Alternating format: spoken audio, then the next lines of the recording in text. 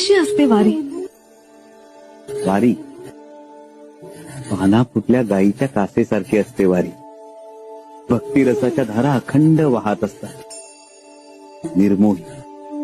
आणि एकादशीला काय करतात? पंढरपुरात आपल्या सगळ्यांचा पांडुरंग नावाचा एक अध्यक्ष 28 युग विटेवर उभा आहे.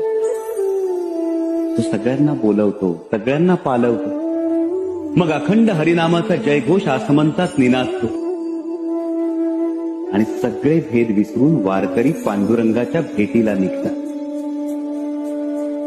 पांडुरंग सुद्धा हा एकीचा मेळा आणि मांगल्याचा सोहळा पाहण्यासाठी आतुसलेला असतो.